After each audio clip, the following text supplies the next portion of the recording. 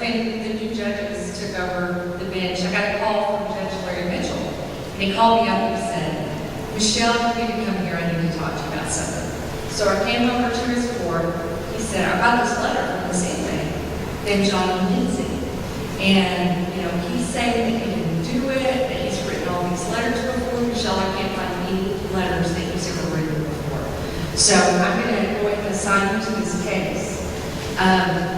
It took us a while to get the testing in, but I'm going to have you hear Johnny's story.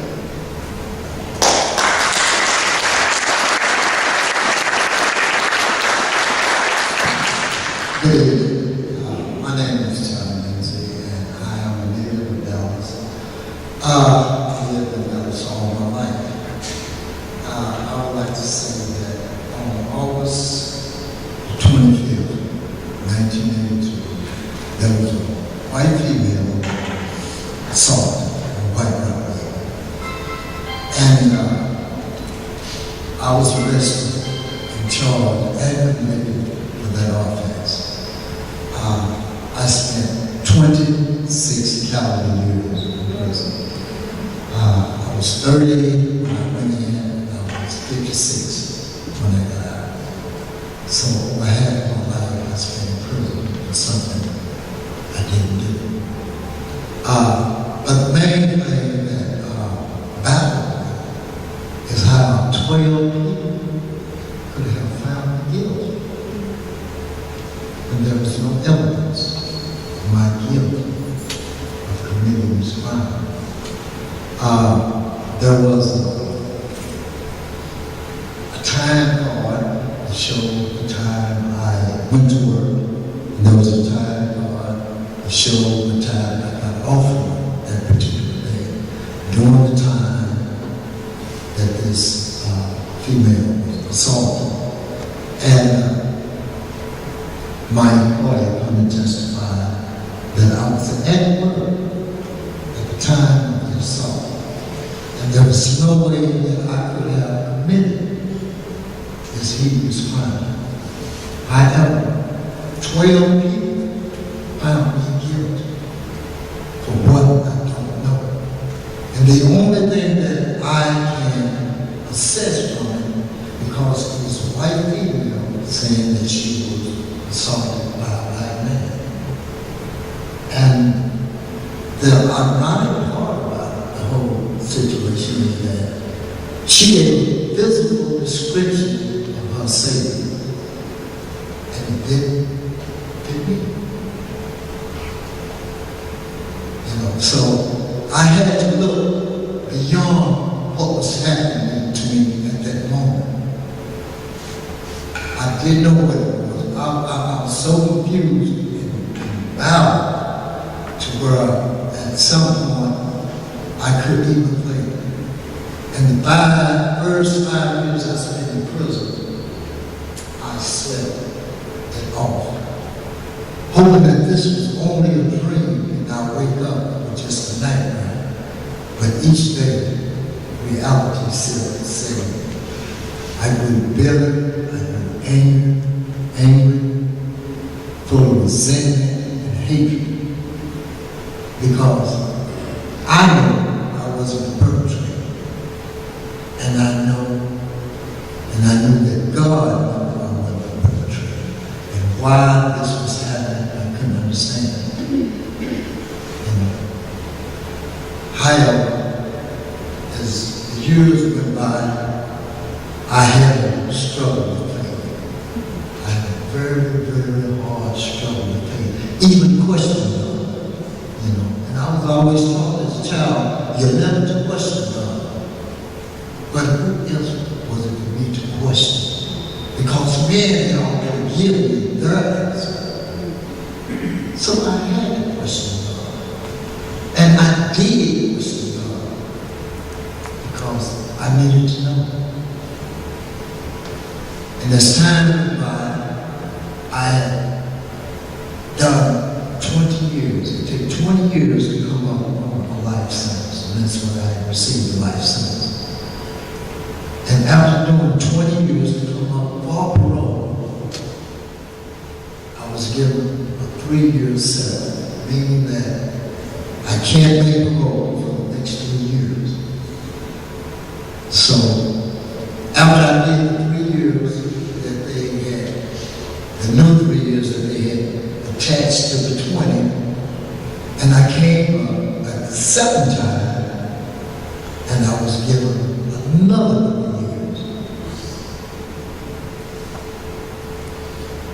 And so, and I'm not ashamed to say, I broke down and I cried at the parole office because I hadn't done what they say I'd done. But they treated me as if I was that type of person.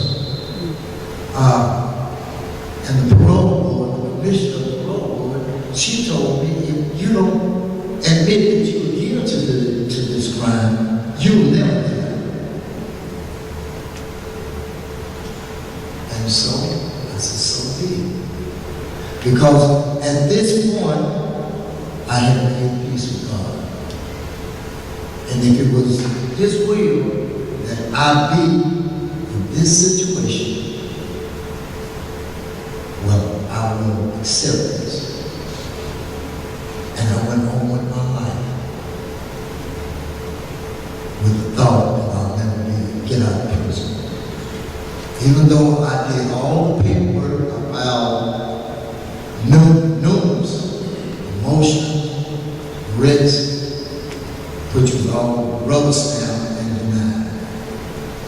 And all I was asking the court was to view the evidence, weigh the evidence.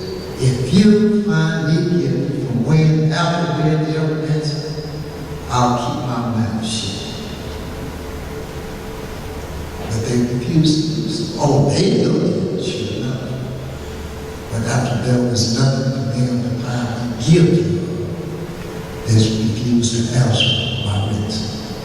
And I'm thanking Michelle, she mentioned the fact that I filed 7 motions in 5 years after the law had passed that said I had a constitutional right to DNA. 6 motions I filed to Dallas County requesting for DNA testing. And 6 years unanswered. And at that time I said, well, forget it, I'm not going to worry about it. But this is God's will. And He'll give me strength to live through this until my last day.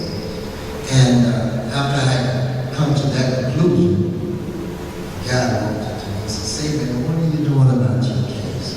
And I explained to him, I said, "Man, I got a child." I said, "I can't go on with my child." He said, "Man, you can't get me." I said, "I know about a child." He said, "Well, I'll tell you what." He said, "Man, let's file one more week. Just one more." He said, "It's not going to hurt anything. The damage has already been done.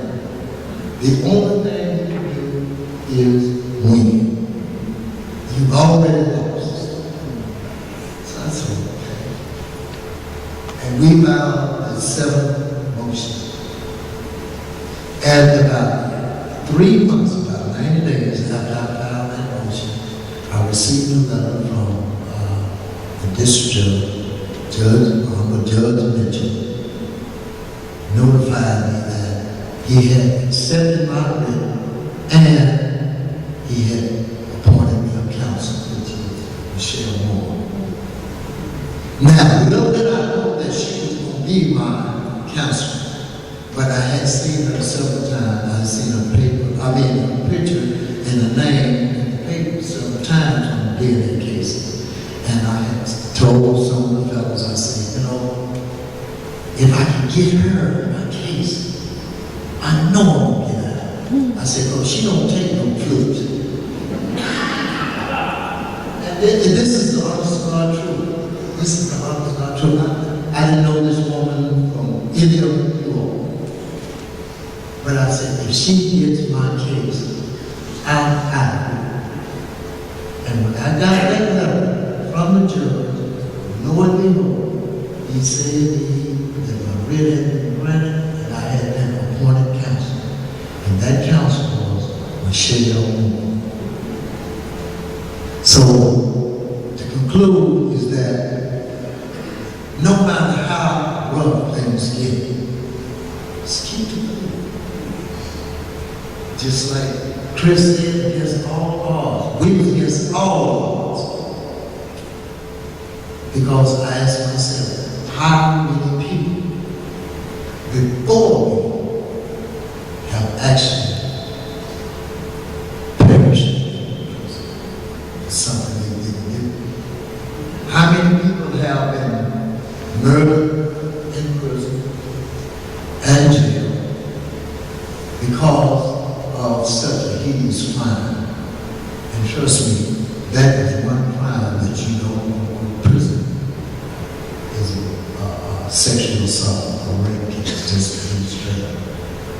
You don't want to go to prison for that crime because nobody has a place for it.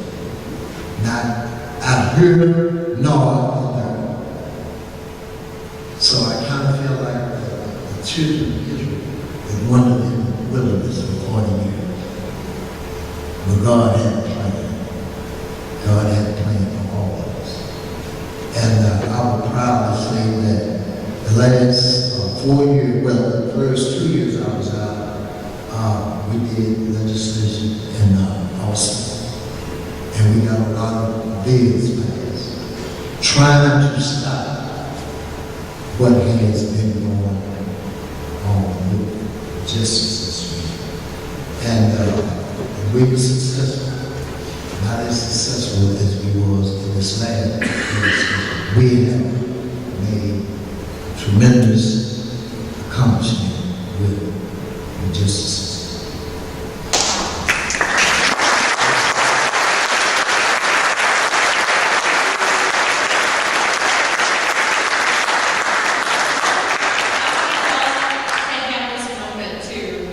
John is a wonderful singer.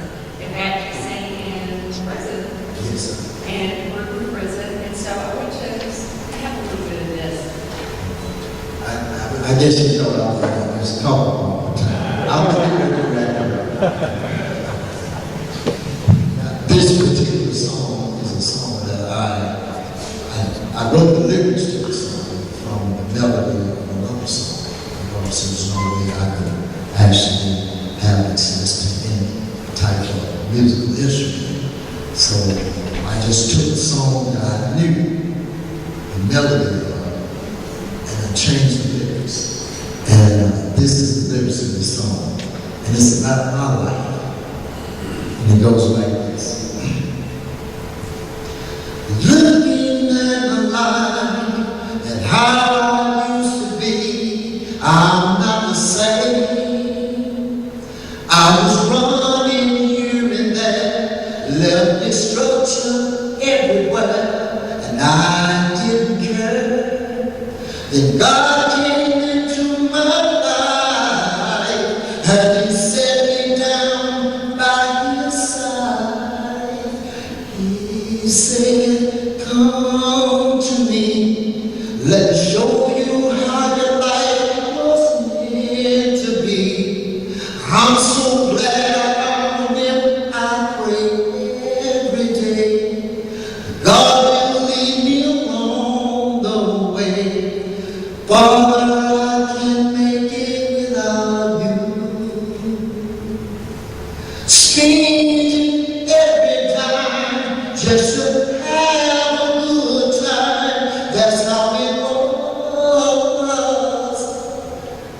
I could put food on the table and started to hate my neighbor just because.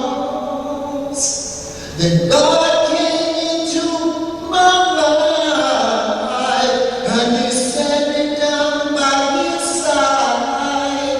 He said, come to me, let's show you how your life was meant to be. And I'm so glad I found Him.